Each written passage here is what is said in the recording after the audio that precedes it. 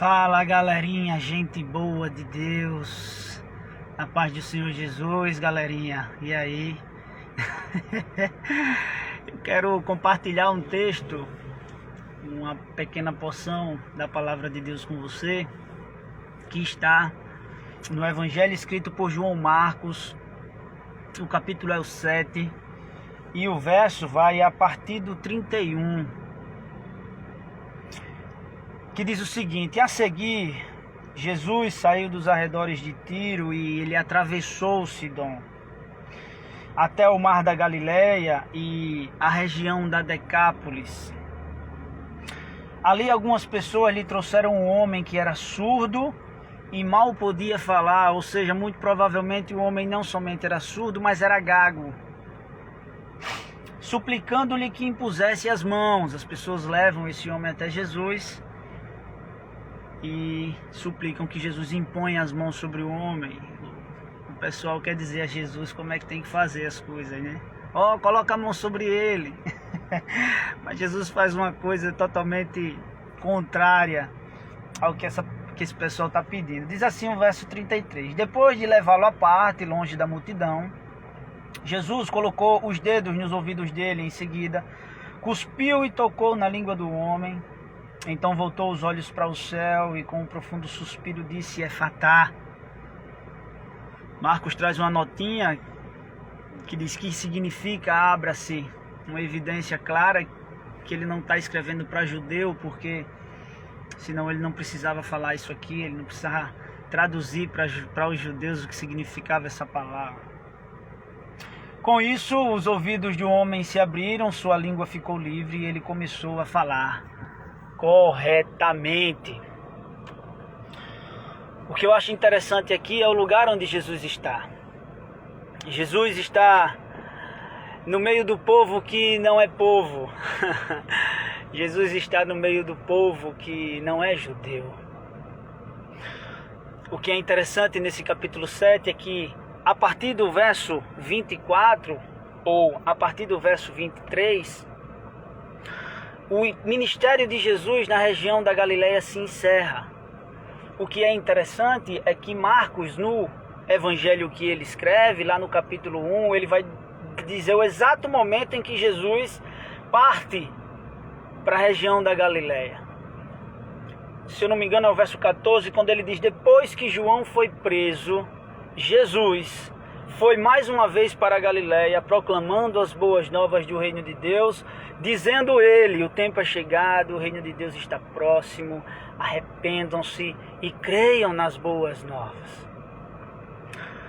O que é interessante é que Jesus realizou muitos milagres na região da Galileia, como nós vamos ver que o seu ministério na Pérea é realizado também e feito com muitos milagres extraordinários, e esse é um deles. Só que o que eu observo em Marcos, na ida de Jesus para a região da Galileia, é que não se trata somente daquilo que ele fará, como curar, ressuscitar morto, andar sobre as águas, acalmar o vento e o mar, e expulsar uma legião de demônios, como fez na região da Decápolis, que é o mesmo lugar que nós estamos aqui. Não se trata só disso. Nós devemos entender e saber que Jesus, o Senhor, carrega consigo uma mensagem. Foi por isso que Marcos disse: quando ele foi para a Galileia, ele foi proclamando as boas novas, ele foi para anunciar a sua mensagem. Na região da Galileia, na região da Judéia, foi assim. E no meio do povo gentil é assim também. Não se trata somente daquilo que ele faz, mas se trata daquilo que ele ministra quando faz. Não se trata somente daquilo que ele fala, mas se trata daquilo que ele ministra quando fala.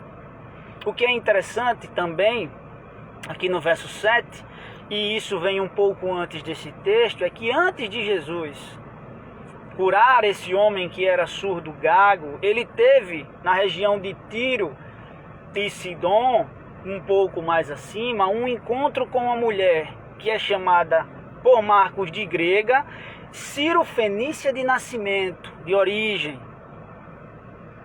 que também não é judia e que vai até Jesus com um pedido para que Jesus cure ou expulse o demônio da sua filha, que já vinha há muito tempo sofrendo com isso. É interessante como Jesus ele trata essa mulher. Jesus vai dizer que não é correto, não é lícito tomar o pão dos filhos e lançá-lo aos cachorrinhos. Normalmente hoje nós olhamos para um texto como esse e dizemos, poxa, Jesus está chamando a mulher de cachorro. Jesus está sendo muito duro aqui. Outros vão dizer o seguinte, olha, ele está dizendo isso porque ela não faz parte do povo judeu. Ela é uma mulher pagã. Sim, com certeza é. O fato é que Jesus não lida assim com todo mundo, meu irmão. Só essa mulher é chamada de cachorrinho na Escritura. Só essa mulher é chamada de cachorrinho de forma direta. Jesus está lidando agora com um surdo gago. E os sinóticos vão dizer que na região da Pérea, Jesus curou a muitos e expulsou muitos demônios e fez muitos sinais e milagres, do mesmo modo que ele fez na região da Galileia e da Judéia. Mas os textos não vão dizer sobre mais ninguém que Jesus chamou de cachorrinho, a não ser essa mulher. Mateus, quando cita essa mulher, ele traz ainda uma definição mais direta sobre ela, porque Mateus, escrevendo para os judeus, ele chama essa mulher não de grega como Marcos e nem de cirofenícia de nascimento, mas ele diz que aquela mulher é cananeia, para talvez fazer essa conexão na mente judaica de com quem Jesus está lidando, e para que os judeus entendam que Jesus ultrapassa os muros da inimizade e atende uma mulher que eles consideram não somente impura, mas inimiga mortal. Mas é só ela que Jesus chama de cachorro. Sabe por quê, meu irmão? Porque não se trata da expulsão do demônio em si, se trata da mensagem que ele carrega e que ele carregou entre o seu próprio povo e agora entre os gentios. Isso é tão verdade que a mulher entende a mensagem. A mulher não vai embora esculhambando Jesus porque chamou ela de cachorro, não. Ela entende a mensagem. De modo que ela diz, sim, Senhor, eu sei. Ela reconhece a sua miséria.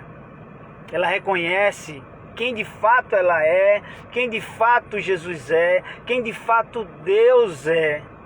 E ao fazer isso, ela faz aquilo que os judeus, principalmente os religiosos, teimavam em não fazer. Porque eles acreditavam que podiam se justificar diante de Deus pelas obras da lei, ou pelo simples fato de obedecer às suas tradições. É só olhar para o capítulo 7 a partir do verso 1 ao 23, porque é disso que se fala aqui. Mas aquela mulher diz, não, eu sei, Senhor, eu entendi a mensagem.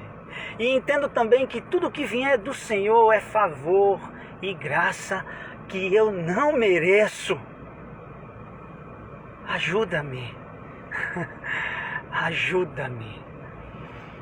O Senhor Jesus diz que pelaquela palavra, e é uma palavra de fé, na esperança de quem Ele é e daquilo que Ele pode fazer, Ele diz, você pode ir embora, porque o demônio já saiu da tua filha. Porque não se trata de expulsar o demônio, se trata da mensagem ser entendida. E ela entendeu, e o seu coração se encheu de esperança e de fé, de modo que ela foi. E não falou mais nada. Chegando em casa, sua filha estava deitada, em perfeito juízo. Nós estamos diante aqui de um homem que, depois de Jesus sair de Tiro e Sidom e descer pelo mar da Galileia, ele chega a Decápolis e um homem é levado a ele. E o que é interessante aqui é que esse homem era surdo, de modo que eu posso entender que ele nunca tinha ouvido falar de Jesus. Porque se ele era surdo, ele nunca ouviu falar de Jesus. Isso é até natural que aconteça. As pessoas levam ele até Jesus e dizem a Jesus o que fazer. Olha, coloca a mão sobre eles, porque nós já ouvimos falar do Senhor e sabemos que se o Senhor colocar a mão sobre ele, ele vai ficar curado. Mas Jesus não faz isso. A pergunta é por quê? Porque ele quer brincar de tocar o dedo no ouvido do homem, porque ele quer brincar de colocar o dedo na boca do homem, porque ele quer brincar de suspirar e olhar para o céu e falar alguma coisa. Será que ele está fazendo algum ritual que possa ser imitado posteriormente de cura? Não, meu irmão. Porque Jesus, ele carrega uma mensagem. E aquele homem nunca tinha ouvido a mensagem. Aquele homem era surdo, ele nunca tinha ouvido nada sobre Jesus, ele é levado por outros. E Jesus vai lidar com aquele homem, trazendo consigo o mesmo princípio que ele usou para lidar com a mulher cananeia. Você precisa entender a mensagem. Você precisa entender o que eu falo.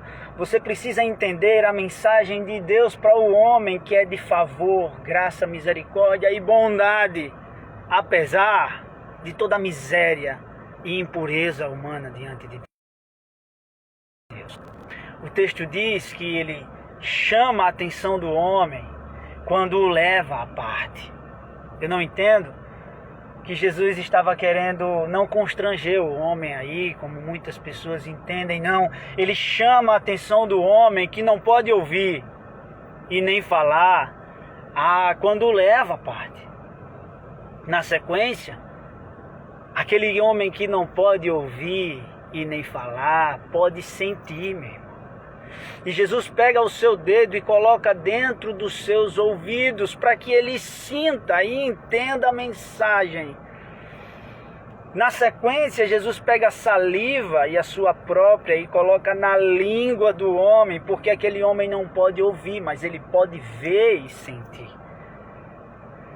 Com isso, Jesus se comunica com ele, e a primeira mensagem que Jesus passa para ele ao fazer isso é: meu filho, você nunca ouviu falar de mim, mas eu vou curar você.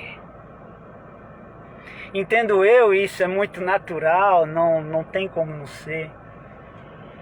Aquele homem, ao contemplar isso e ao sentir o toque de Jesus nos locais da sua deficiência, entendo eu, e volto a falar, é natural. Penso que o seu coração começa a se encher de esperança. E não somente de esperança, mas de fé. Porque a mensagem de Jesus é: eu vou curar você.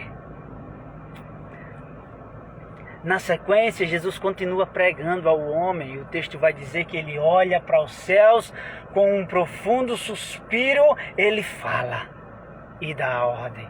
Aquele homem não pode ouvir, mas aquele homem pode ver Jesus olhando para os céus, indicando de onde vinha a sua cura. Porque a mensagem de Jesus àquele homem é: eu vou curar você, mas você precisa saber de onde vem a sua cura. Porque você não conhece a Deus, o Deus dos céus, Criador de todas as coisas. E eu vou olhar para o céu e vou falar com Deus, para que você entenda quem tem misericórdia de você, para que você entenda de onde vem o favor que você não merece. Ele vem de Deus. Jesus cura aquele homem, como diz o texto, dando uma ordem para que se abram os ouvidos e a língua volte a falar corretamente. Com isso eu entendo, meu irmão, e o princípio é o mesmo em todos os atos de Jesus, porque não se trata daquilo que ele faz, mas daquilo que eu entendo quando ele faz, e não se trata daquilo que ele fala, mas daquilo que eu entendo quando ele fala, de modo que o meu coração, não somente ao contemplar os feitos, mas ouvir a palavra, deve se encher de esperança e fé, porque a fé vem pelo ouvir, e o ouvir a palavra de Cristo. Às vezes, como nesse caso, a pessoa não pode ouvir, mas pode sentir e entender o que Deus tem feito por ela, apesar da sua miserabilidade. Que Deus fale conosco, meu irmão. todos os dias. Esse é o meu desejo. Que Deus fale com você todos os dias e opere maravilhas entre você e entre os seus. Esse é o meu desejo, mas que possamos entender que Jesus, o nosso Senhor, carrega consigo uma mensagem: arrependei-vos e crede no Evangelho. Um beijo, fica com Deus, na paz do Senhor Jesus.